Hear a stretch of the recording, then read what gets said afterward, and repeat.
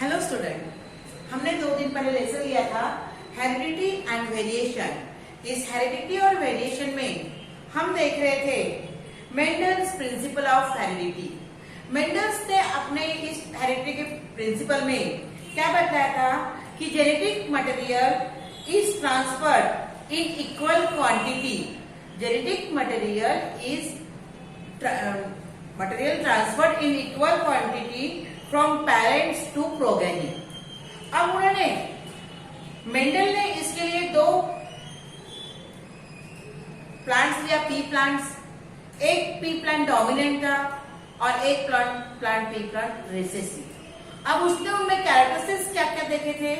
उनमें कैरेक्टरिस्टिक था पहला shape of seed, then colour of seed, then colour of flower, then shape of pod, color of pod and position of flower, then last height of plant, whether plant is dwarf or plant is high। अब उसके बाद Mendel ने ये study करने के बाद human being का भी उसने देखा था कि rolling tongue, presence of hair on arms, black and curly hair, ये सब चीज मेंडल ने देखे थे। उसके बाद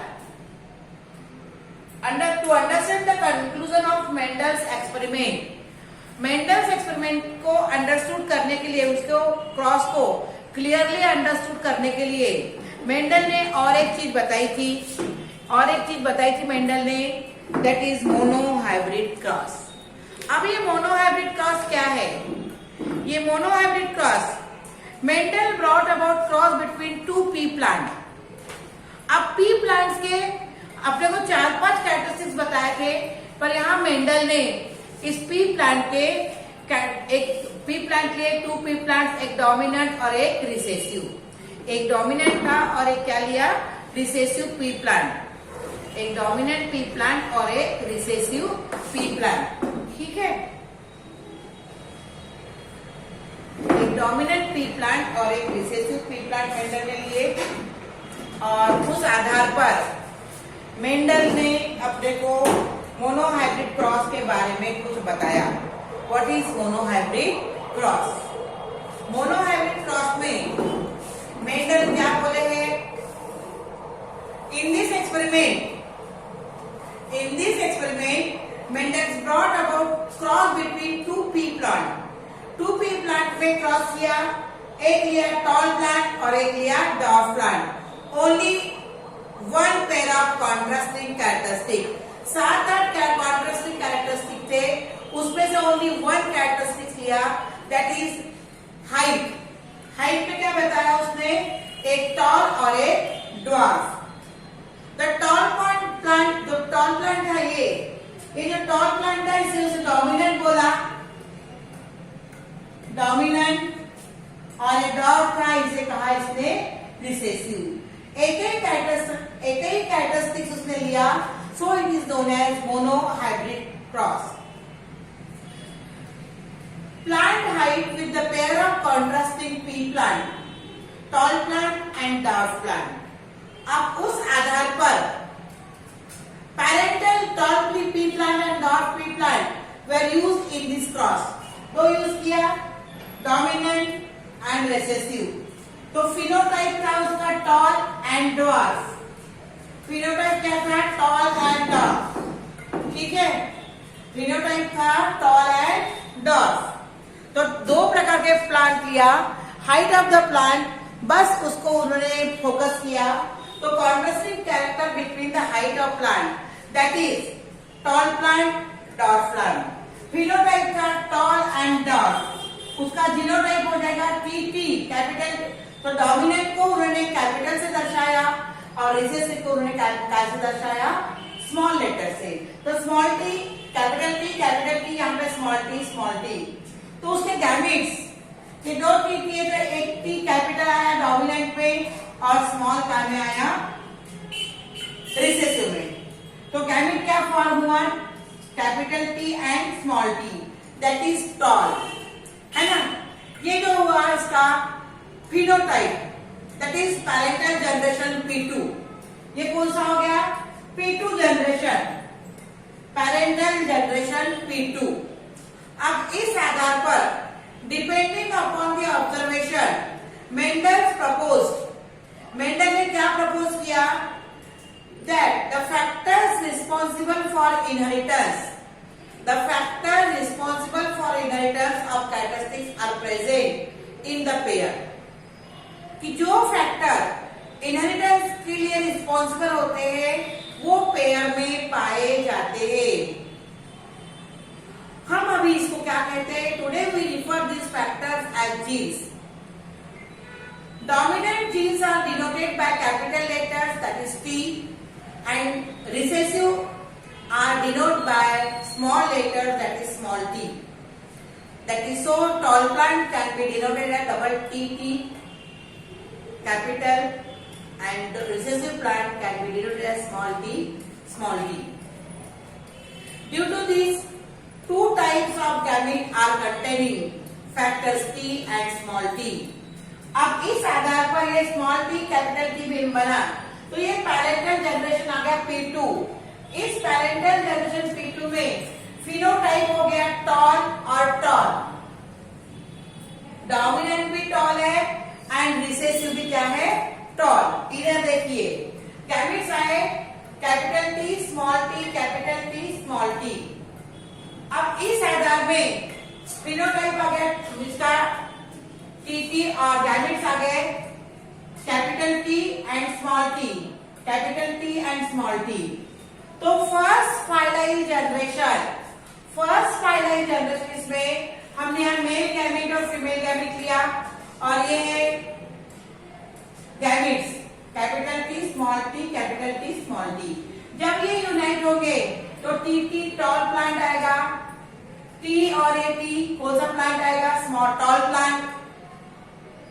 capital T plus small T कौन सा प्लांट आया, टॉल प्लांट।